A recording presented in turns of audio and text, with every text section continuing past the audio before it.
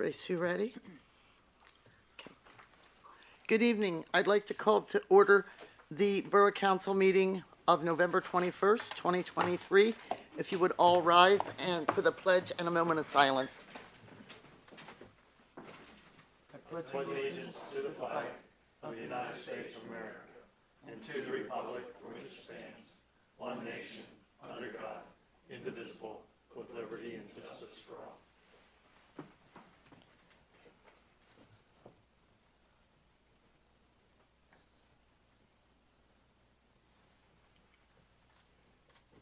Thank you.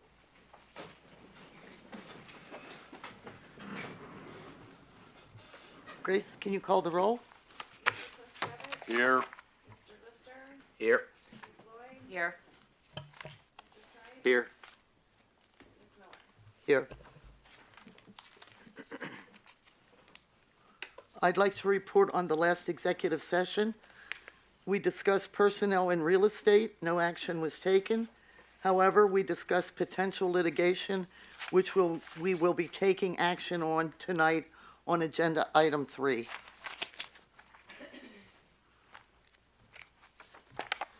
No one's here for the presentation. Yeah, we had some information from Veolia that they were planning to come and give a presentation on PFAS, either this workshop or the next. And when I put this on the agenda last week, I still hadn't heard from them, but apparently they're coming in December, so we'll table this presentation until then.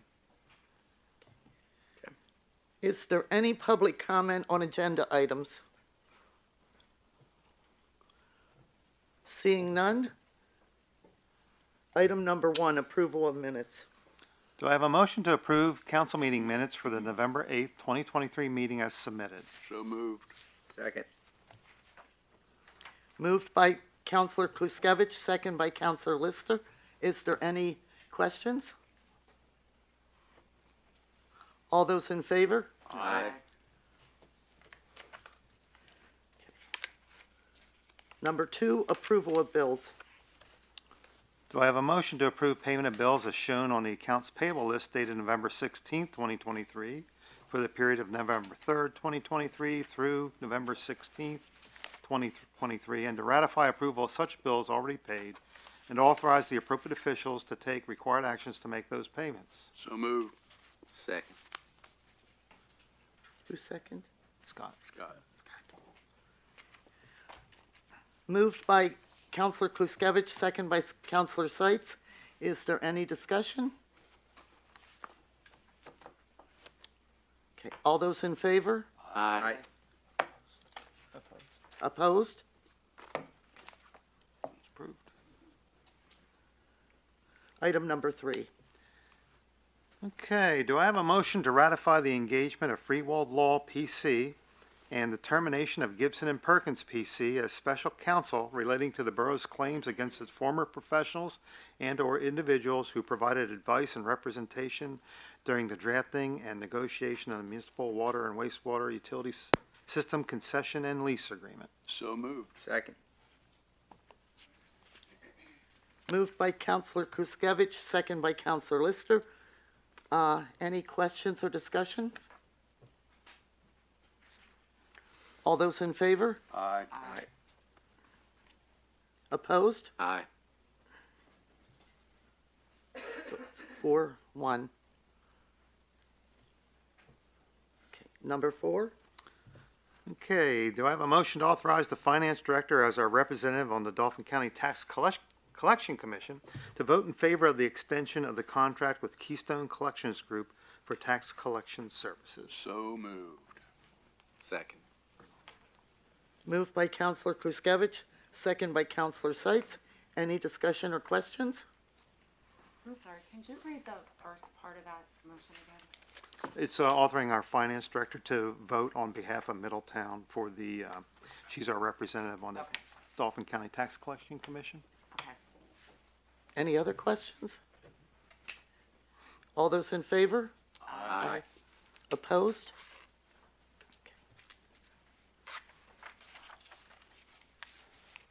Number 5. Do I have a motion to approve payment to Farhat Excavating for the contractor payment application number 1 in the amount of $79,059 for the demolition of 231 Oak Hill Drive, Middletown. So moved. Second. Moved by Counselor Kuskevich, second by Counselor Seitz. Is there any questions or discussion? Okay, all those in favor? Aye. Opposed?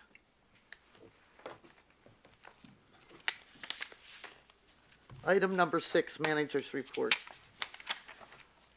Okay, I'll briefly draw your attention to item number 1. It's informational. You heard me talk about the Veolia presentation, so I won't go into it that in detail because it's quite technical. But there are new regulations that are in the works right now, federal regulations for PFAS chemicals in the water.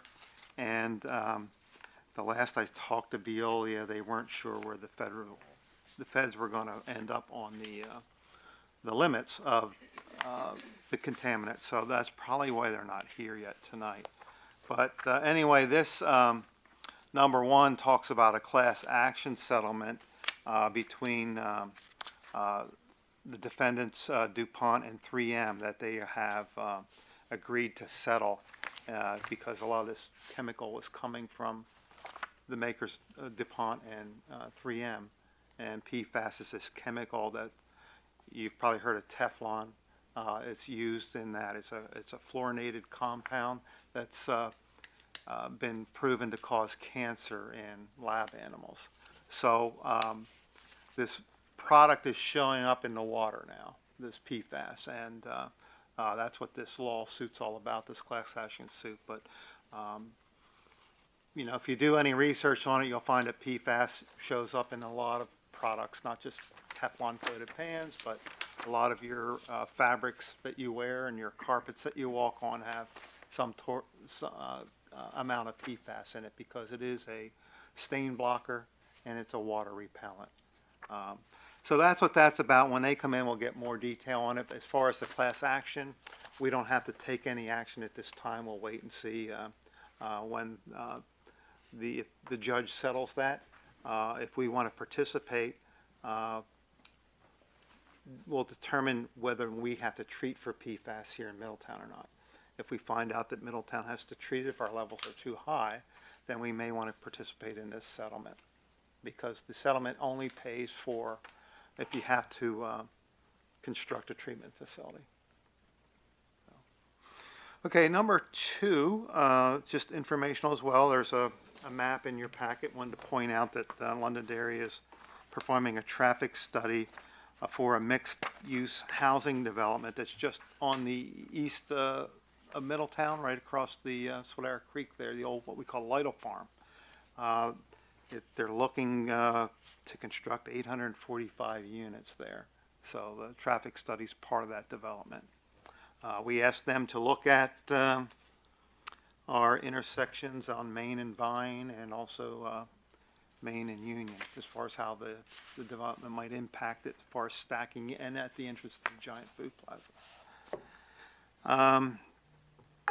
Item number 3 in your packet, there's a draft food truck ordinance. We've talked about this, I think, a couple times before. And this ordinance in your packet, I don't know if anybody has any questions. Jim put this together for us. It more is in line with Hummelstown has it. It's basically an ordinance that says if you want to bring a food truck in, you've got to get approval from the borough, and it's only for a special event. You can't just have them parked along the street, you know, for a party. You have to apply for council approval for it. Kind of special event like we had for the car show, the fireworks here, something like that. Some cities allow them where any time of the year you can have them. You can just come in and get a permit, and it's good for the year. But we talked about this before in a workshop. We didn't want to do that at this point. We just wanted to, and we brought this up. We need to get something on the books because more and more people have been calling about this type of thing recently. And it's not really homeowners, but food truck operators have been calling. So we wanted to get something established. So I don't know if you had a chance to look at that, if you have any questions or not, or if you want to put this on the agenda for a vote coming up. If you need more time to consider it, we can do that too.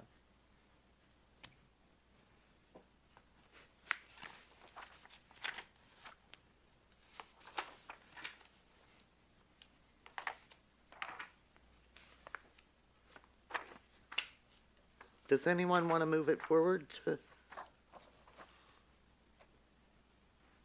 I don't want to like set a motion to vote tonight or anything, but if we want to put it on for next time. Yeah, I mean, we don't even have to vote at the next business meeting if you want more time to read this and ask if you haven't gotten to it yet, but we can bring it up again at the next workshop for discussion, however you want to do it.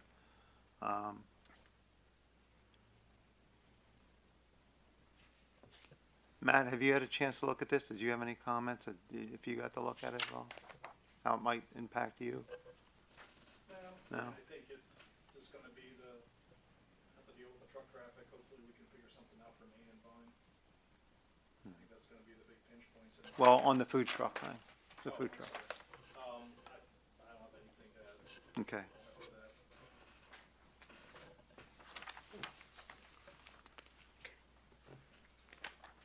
All right, well, More time to consider. okay, we'll do that. We'll bring it back up again. Take a We look definitely at need it. Something, yeah. It's only a couple pages, so, Jim, did you have anything you wanted to add about No, the if plan? you remember, we went in one direction, which is the version where you could have a truck out there for, a long period of time. And the decision was to go to just special events. Yeah. These are only a couple days, to be more protective of the restaurants and standing, brick and mortar facilities. So I think this is, where we would recommend it if that's the direction we're going in. And then we would not need any permits or anything for food trucks. So they would be getting approved, just like we sort of approve special events. So, you would be one-offing these, like this is for, there's an event going on at Hoffer Park and they want to have this truck would have to have, the approval from here, which is different from, like you used to see, like in Harrisburg, there'd be a hot dog vendor that's Yeah. on this corner for all year, and they essentially have a permit from the city for the year to be there. This is not that scenario. This is, you're having a car show or whatever in the park, and you're going to have this and be more regulated in that sense.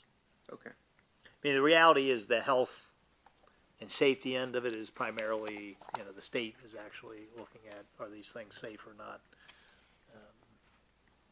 Although we, do require that they're operating in accordance with all those safety measures. This is really, can you do it? Where can you do it? When can you do it? Okay, we'll bring it back to you in the next workshop, and you'll have Okay. time to think about it, and we'll give it another stab at it. If you want, unless you want it on the agenda for next business meeting. I'm fine with it on the agenda. All right, we'll put it on the agenda, and we'll see if, we could always table it if you didn't have enough time, but we'll put it on the business, meeting agenda for next, December 5th. Okay. So we would be advertising that then because it's an ordinance. All right. So December 5th. Grace is looking at me happily. December 5th, you'll just vote to advertise it. That's what you'll do. Okay.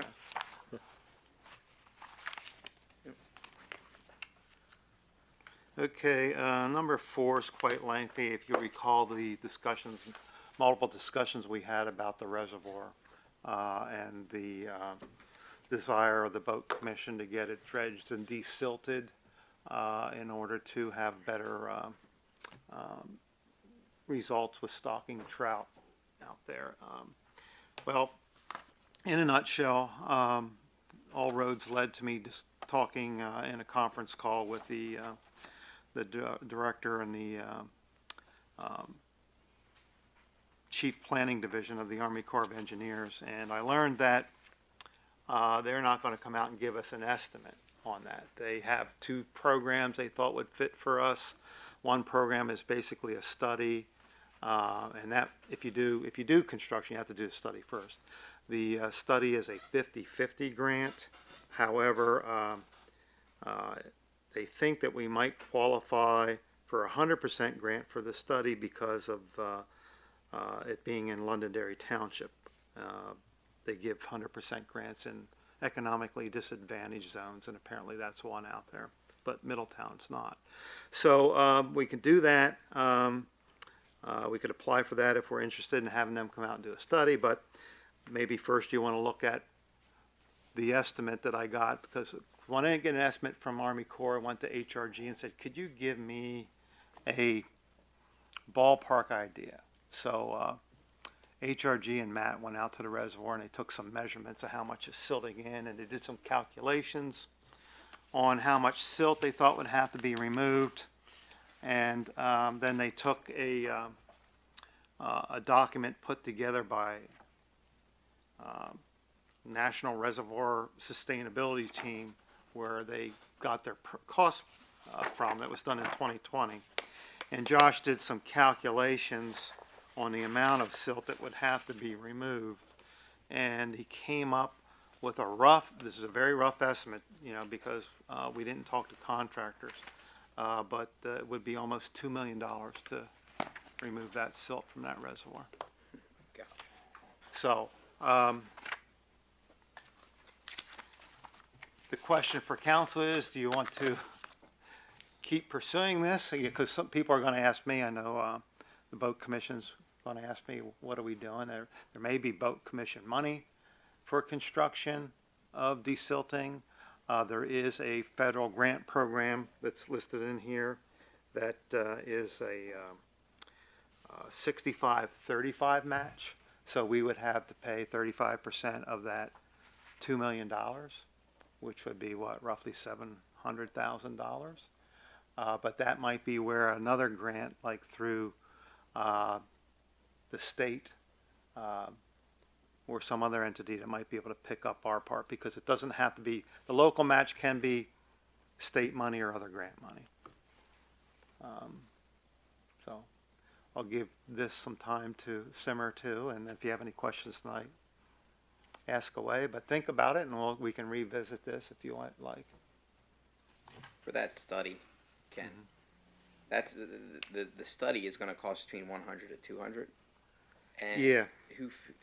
Is that covered at all? Like, It's a 50-50 grant, but the lady I talked to thinks we can get 100%, or we wouldn't have to pay for the study. She you would thinks have to pay for it. she thinks we can get 100% grant. Now, this to the 100% grant, that goes to the study, but then does it go to the project as well? No, that's just for the study, and then the study would determine, because see, what the feds are interested, they're not interested in better fishing at the reservoir and just getting silt out for fishing.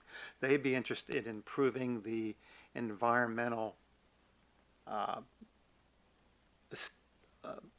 factors of the reservoir.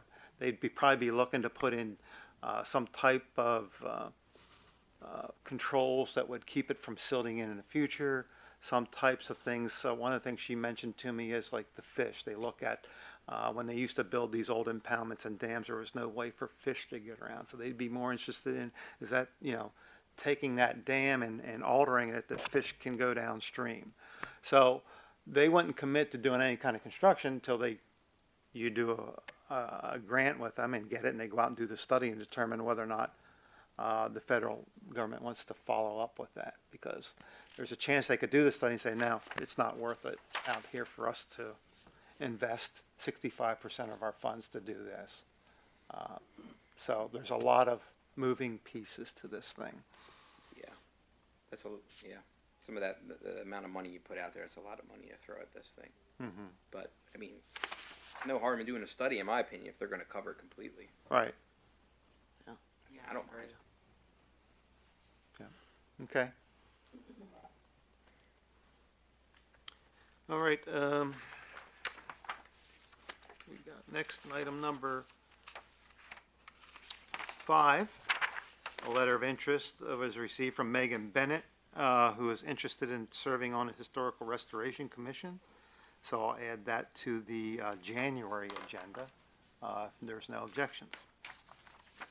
And with that concludes my report. Okay, thanks. Codes report. Good evening. Good evening. As you see on my report here, a little less complaints here, just 4 rental complaints for the month and 5 property complaints. Most of the complaints are fairly quickly resolved. Some are a little more extensive and depends on what the rental capacities are and what the damages are. But I've been tracking that over the year just to kind of see, and we're getting an average of 10 to 15 complaints a month, and right now this has just been the lowest point of it. The second report here, number 3, we're working with a solicitor to look at finalizing the property violation ticket, and these are for the short, quick violations: trash out too long, weeds and grass, snow and ice, things that can be quickly done that doesn't jam up the MDJ's office and gets taken care of, and then he's wondering why we're still here. So we're trying to get these things cleaned up and taken care of, and once that gets looked over, council will be able to get a closer view of all those things. We're also looking at getting the lot add-on procedures more mainstreamed, just to allow these small property parcels to be an opportunity for the neighboring parcels to maybe take that as part of their land. We have a lot. Bethany, our other codes officer, has looked at all the parcels, and there's about 30 to 40 empty, small, vacant parcels throughout Middletown that really can't put a primary building on it. Some of them have garages and sheds already on there that have been non-conforming, and they can't put a house on it. So it's just a storage area, and people are wondering what to do. Yeah, maybe we can talk about that a second while we're here. When you hear lot add-on in the real, at least attorney side of the land development world, there really are two kinds of lot add-ons. So one is you have 2 lots, and you're actually going to take part of this lot over here and add it on to this lot. And that one really should not get shortcut all that much. You know, that really should go through almost like any other subdivision land development, because even though it's an add-on to this one, because this one might be too small for, you're impacting things. There's another one that fits under there that I think is almost better called a lot consolidation, where I got these 2 deed lots. We're now going to merge them into one. No other, we're not dividing either of those 2 or 3 or however many we're putting together. And there has been for a lot of years an ambiguity in Pennsylvania land development law, where normally they go through the full subdivision process. But it's, should you really have to do that, because these 2 could stand alone anyway. And one of the things we could do is actually make it as simplistic, but say it in the ordinance, that we will allow you to come in and not go through a whole big full-blown, engineers are looking at everything, but do an application for a deed consolidation or lot consolidation, where you're simply saying, and you're recording a deed that we approve, saying that this lot and this lot are now being joined into one lot, and the tax assessment office can give that one tax parcel number, and right in the deed it would say these can never be separated again without going through the formal Middletown or subdivision land development ordinance thing, just like any other lot you're going to split. And that takes out a lot of the burden of, like Jason said, where you have a lot sitting here, it's dead, nobody can use it, but they're like, I don't really want to go through all this stuff. It can be a pretty simplistic thing. And it's kind of funny, Lancaster County, at the county, because they know, you can handle different ways at the municipality, and that's what really binds the thing, but their recorder of deeds has kind of a published position of, you got to do whatever the municipality says, but we're okay with, if you just do a deed that says you're putting them together and they can't be split, if the municipality's okay with that, we're okay with it. And really, the county doesn't have a right to, prohibit it. If we put it in our ordinance, that's what it is. So I think that's what we're recommending. I don't think you're suggesting that we do anything special with the one where we really are splitting a lot and adding it on, but we're really talking about lot consolidation. And I think we can just have a paragraph or 2 for a, miniaturized fee. You just kind of document in here, and it really wouldn't have to be, in my mind, other than your review. I don't think we need engineers to review anything.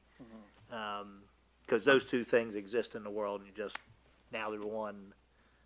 So if everybody's okay with that, we can put that together just that simplistically. Like I said, I just wanted to clarify, you're not looking to Right. tamper with the No. other kind of No, I appreciate that. The consolidation sounds more of an appropriate term. Yeah. Yeah. Yeah, and right now that does bundle in under add-on, but we ought to just, let's call it a lot consolidation Yeah. of, existing full-blown lots, and it could be 100 of them put together, we don't really care, but this is the package as long as you're not, needing to move a line. We're okay with erasing a line between the lots, but not moving them, because then we do have to look at setbacks, and, it gets to be a big involved process. Are we orphaning half of a sewer line, or, all that stuff that, it's a pain for everybody, but we really have to do that at that granular engineering level, so. And Jim, just for clarity, that would be lot consolidation of lots of identical zoning, correct? They wouldn't have to be identical zoning, Okay. so we'd have to, I guess we'll have to look, and I don't recall here, so, in most municipalities, I'll have to go look at your zoning on this, but the reality is zoning, and zoning generally can split through a lot, and in a lot of places it will say if it splits through a lot, you get a bulge rule, we call it 50 feet on one side of it, you can extend out.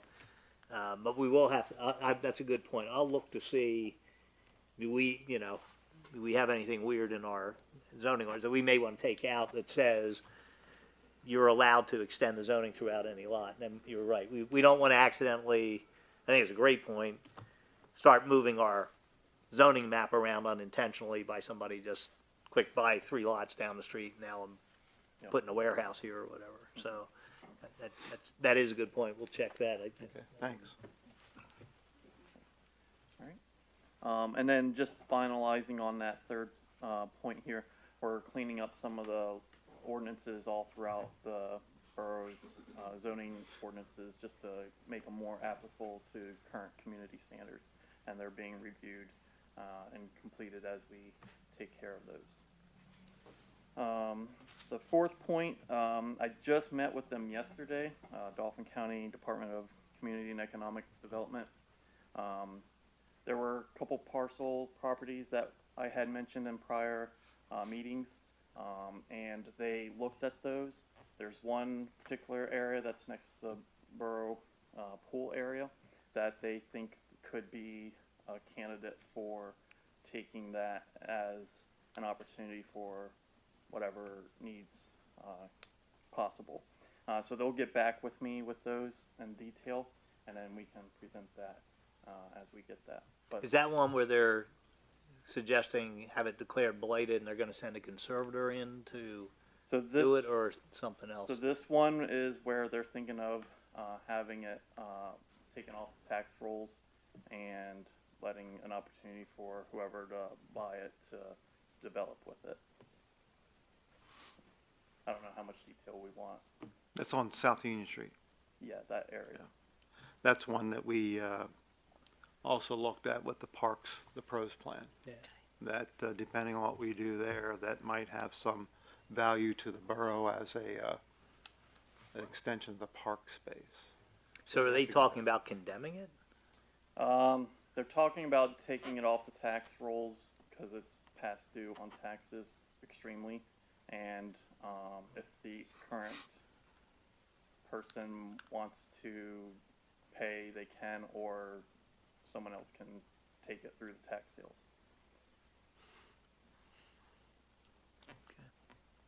And there's more detail that I can get into, but Okay. I don't know if this is the opportunity to do No, I was just, we've done some where they literally put it in the land bank, conservator comes in by court order, that. they fix it up, and they sell it, and then the cost of the fix-up, first, that and the municipal liens and tax liens get paid from the sale, then the, improvement, then, if there's anything left, it goes to who had been the, so it still stays on record with the same fee simple owner, Right. but essentially pulled from them, put in trust, because they're in violation of it. It's usually it would start with our having an official declaration of blight on the property, and here's the why. Mhm. and then moving forward, but Mhm. it sounds more like they're just gonna say, look, it's already up for tax sale, Mhm. and, Yeah. you know. Yeah. If there's more interest in it, we can discuss that, and they're open to Okay. things. So. Okay. And that's it. That's all of it. Any questions on any of it? Thank you. All right. Thank you. Thanks, Jason. Number 8, the electric report. Okay, Greg's out on vacation this week, so, and if you have any questions on his informational items there, let me know. I'll do my best to try to answer them. He does have one action item, and that is if council's okay, to have on agenda item at our business meeting to approve tree trimming bids for the upcoming year. These are the tree trimming to get limbs out of the electrical lines.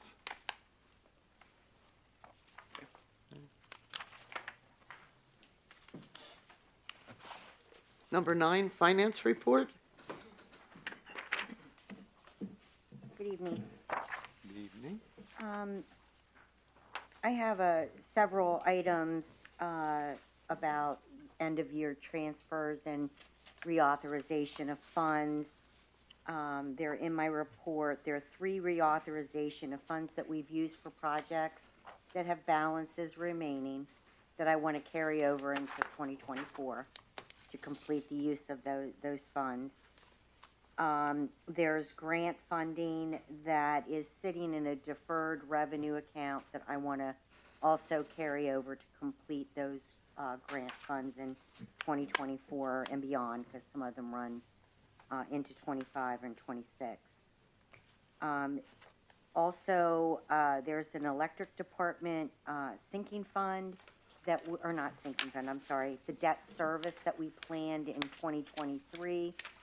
The bond payment does not start until 2024, so I'd like to transfer those planned dollars into the sinking fund to be used either for the substation, or Greg requested that maybe some of the monies could be utilized for disconnect meters for Woodland Hills.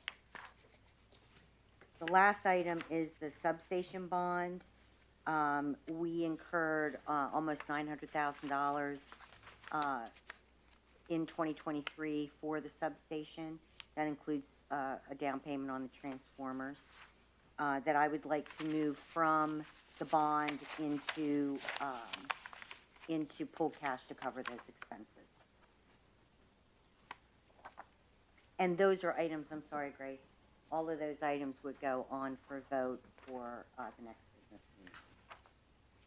Does anybody have any questions on my report? Okay. Thank you. Thanks, Sally. Number 10, the fire department. Everyone's here, right? No, nobody's here. Okay. Number 11, the highway department.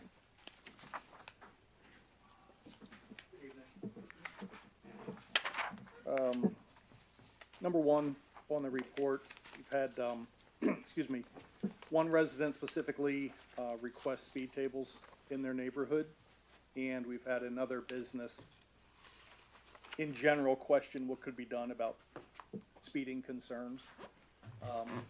So I worked with Safety Director Wright on this a little bit, and we want to try them in 1 or 2 areas and see how they work.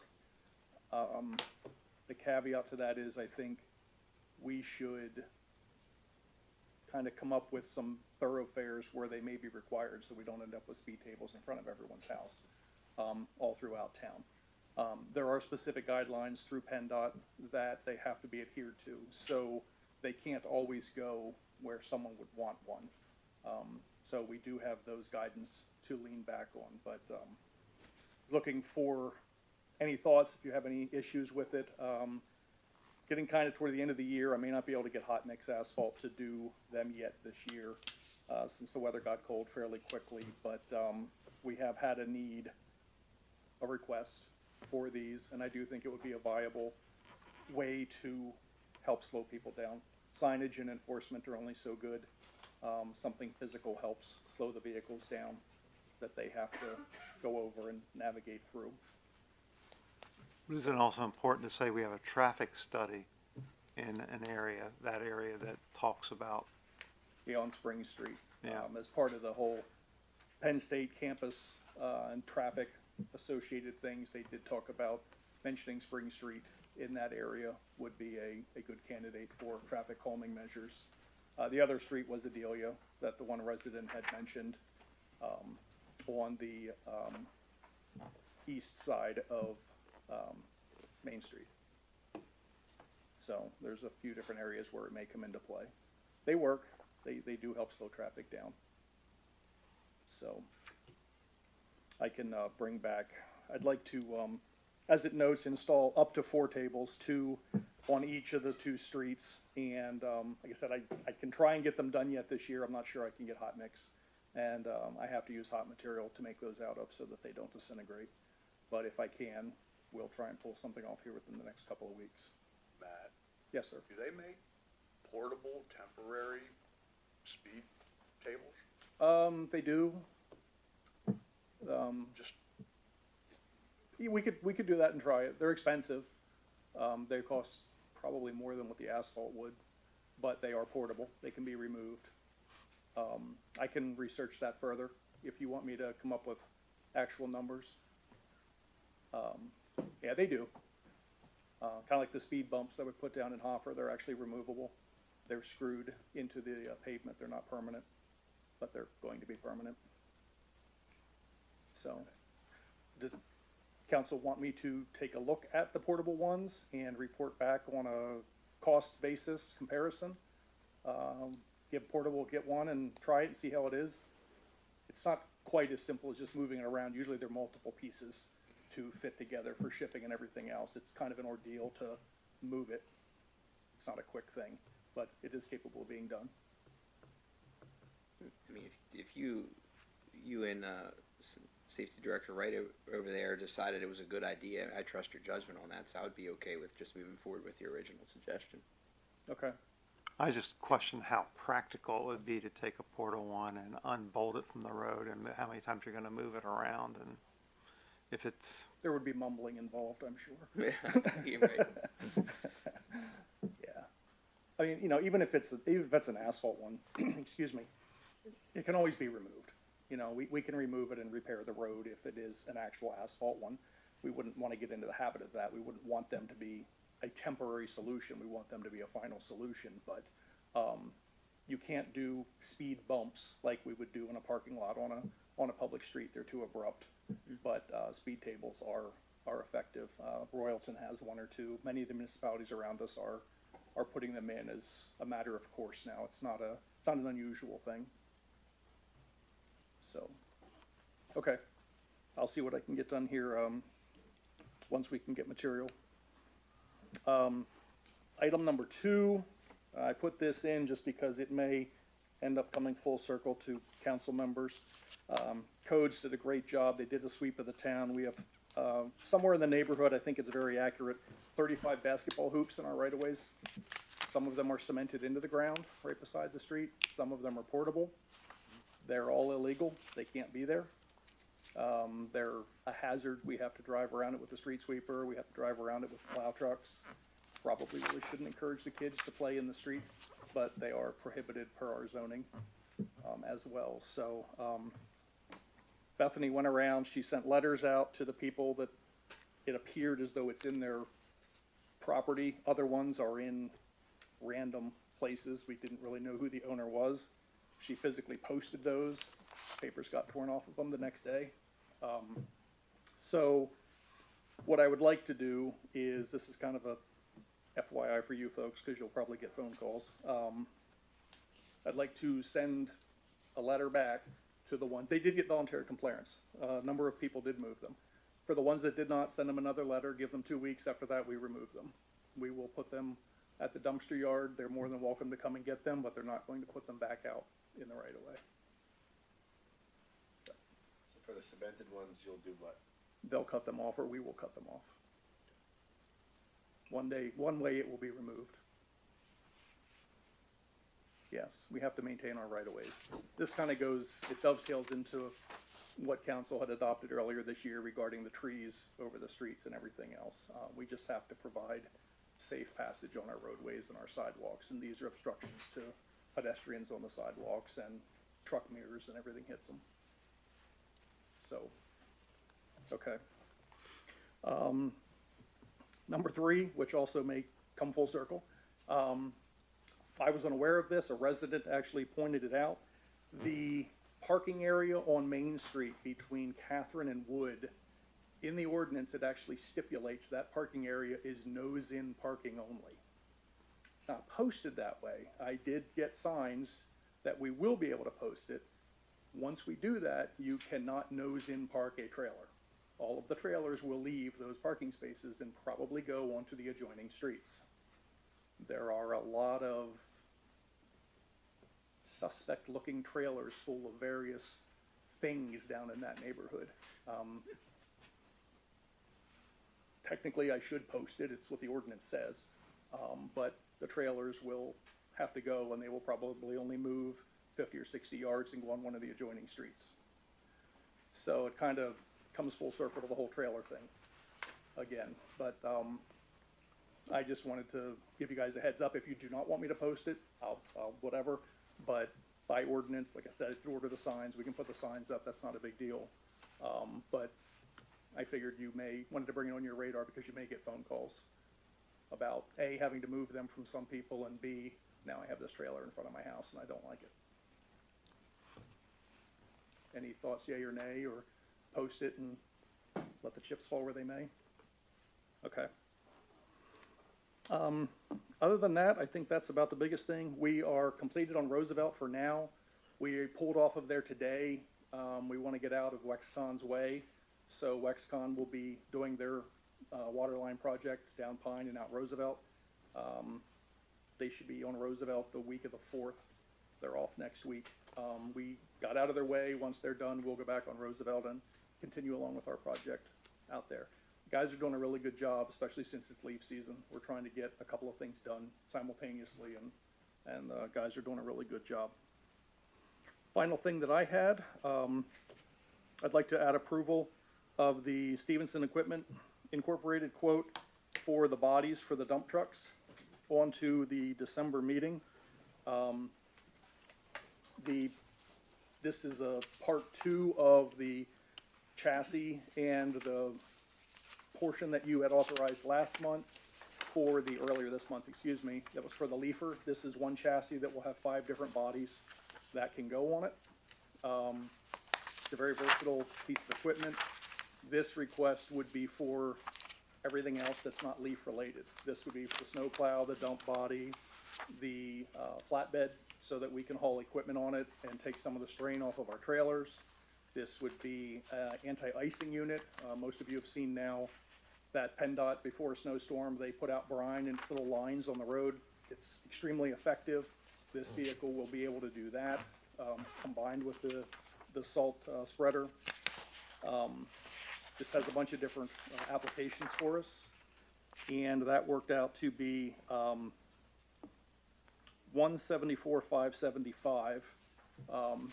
There were 2 pieces on one of the things that you had gotten earlier. I talked with the vendor. I went down and looked at a truck. Originally in the scope, there was an anti-ice unit as well as the salt spreader unit as 2 separate bodies. We're able to combine those into one body, so that's one less thing I have to have sitting around somewhere.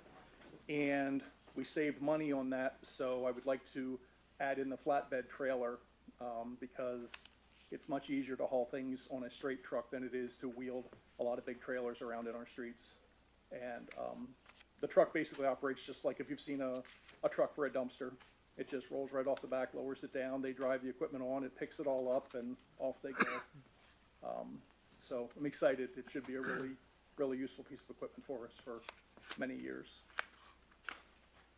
Well, is this a truck that allows, for leaf picking with one operator? Yes. Yes, the truck actually has dual steer. It's like a street sweeper, so the operator will sit in the right-hand driving portion, and they can look out the window, and they actually use the hose with a joystick control. So there's no one out in the street, there's no one out in the weather. One person can do leaf pickup. It's much larger than our leaf vacs. It will be much more efficient as far as doing a lot of different things. So I'm excited to, we had them at Lower Paxton, and the hooks worked wonderfully. They were a nice setup. And where are the funds coming from? This one would come out of liquid fuels. The leaf portion that you already approved was out of DEP funds. This would all be out of liquid fuels.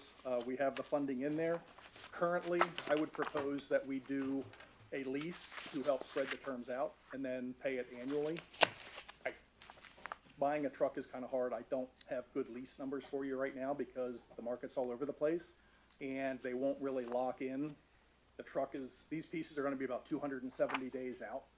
So the leasing company will give me a price for today, but they won't guarantee it. So we have the number on what they will cost. That is locked in. I will, once the rates come down, we'll definitely do some shopping.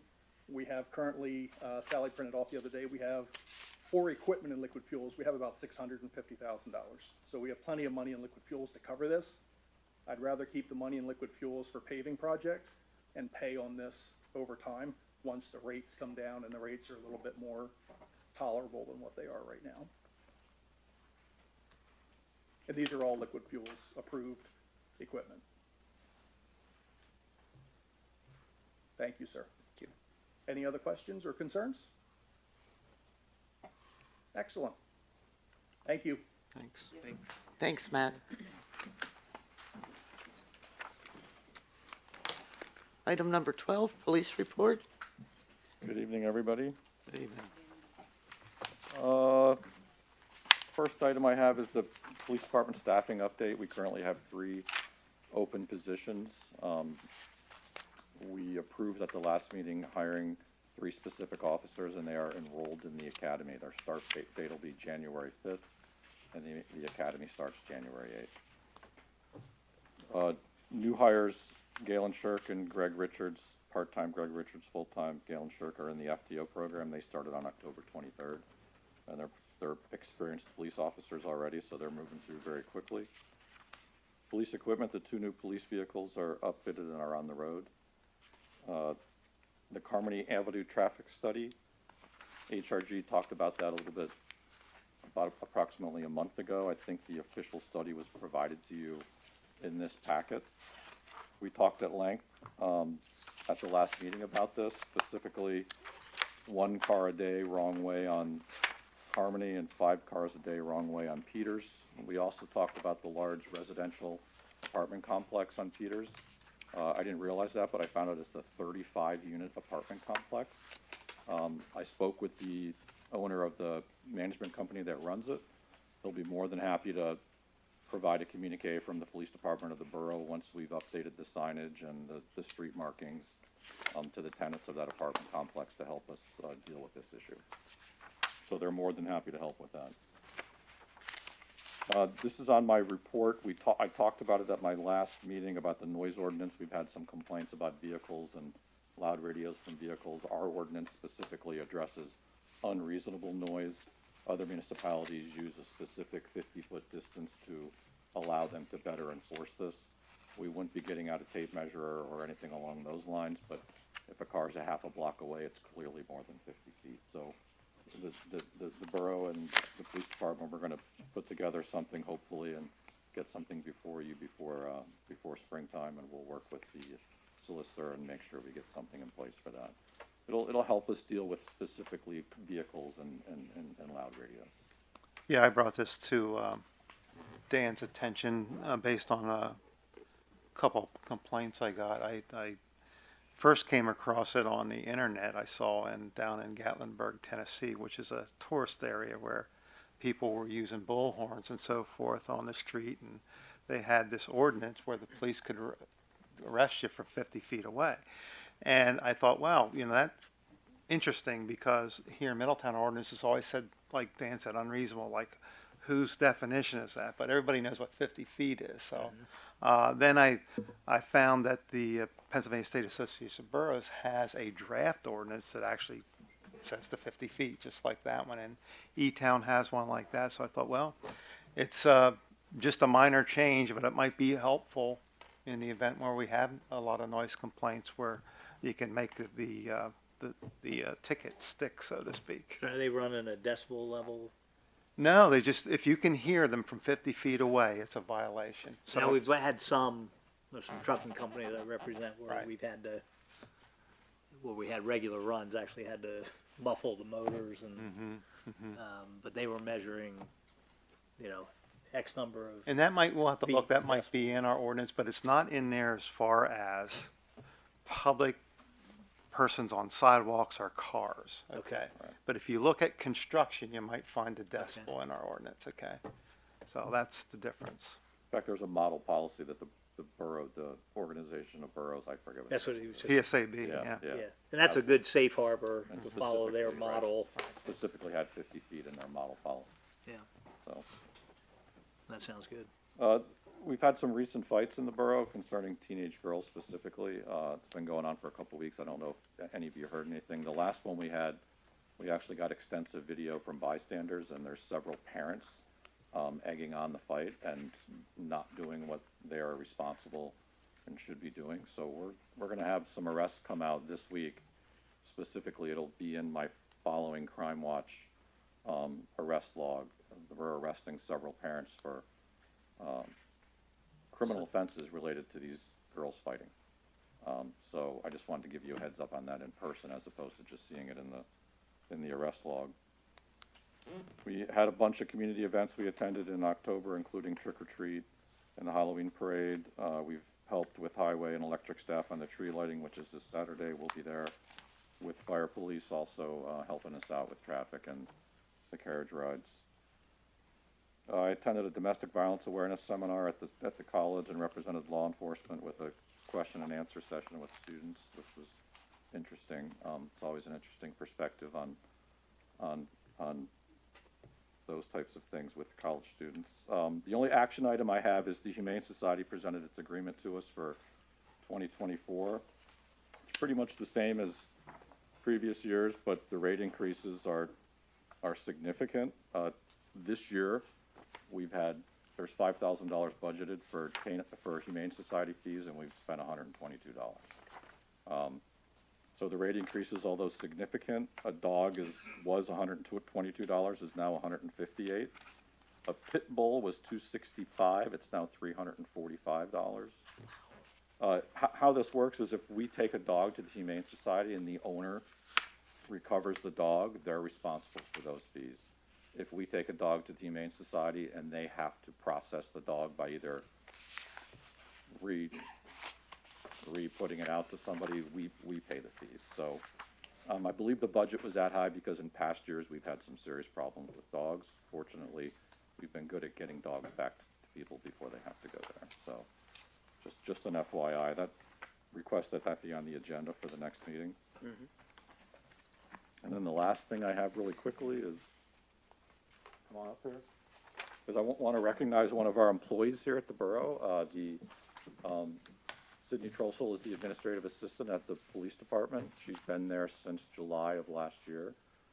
She's a student at Penn State, Harrisburg. She's graduating this December.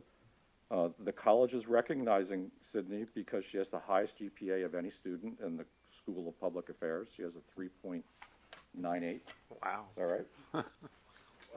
She gets to carry the banner for the school at graduation, and her and her family are being honored at the Hershey Country Club for a special dinner, and I wanted to recognize Sydney for that. She's been a huge asset at the police department. We've talked about this before, where over the years the administrative tasks have shifted to police officers, and we've been able to shift them back to where they belong, which makes my job a lot easier. We've also come up with some programs that she's helped design where we're doing a lot of paperwork for officers and tracking things like parking tickets.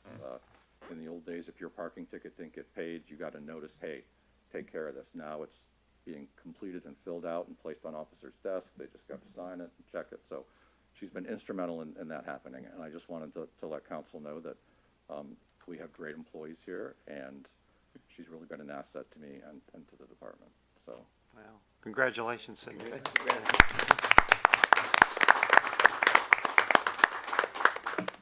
All right, that's all I got. Any questions?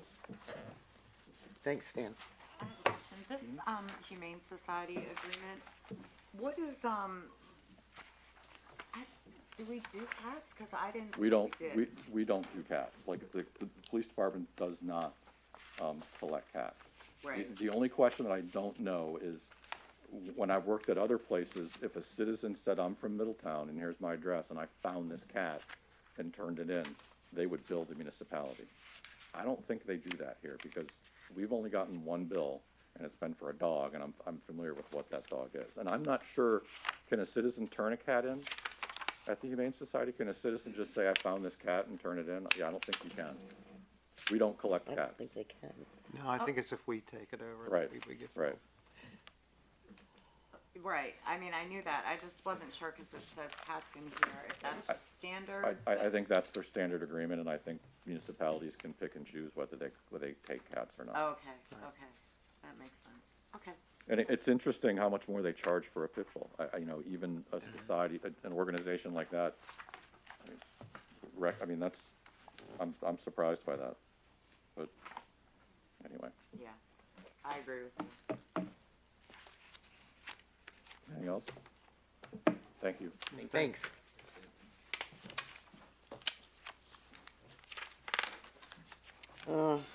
Veolia joint venture, Not present. not present. And number 14, does any of the counselors have anything they want to bring up?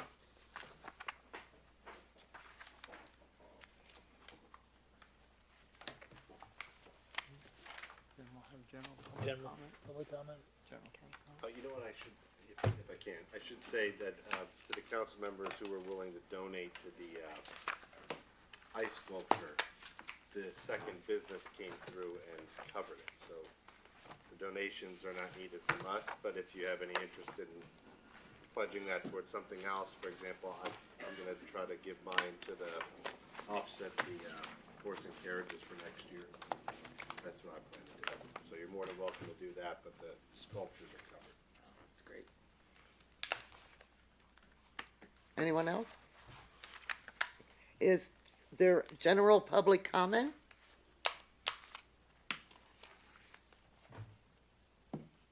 No. Seeing none? We're adjourning, correct? We'll adjourn and we'll be going into executive session, but we won't be coming back out, so. Okay. Yeah, ask for a motion for adjournment? Yep. Do we have a motion for adjournment? So move. Second. All in favor? Aye.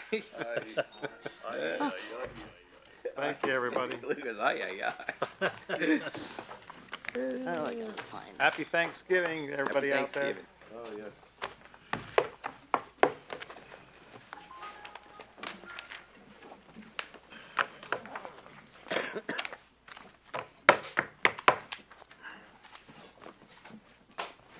We have one turkey here. Huh? I said we have one turkey here. Thanksgiving. Me?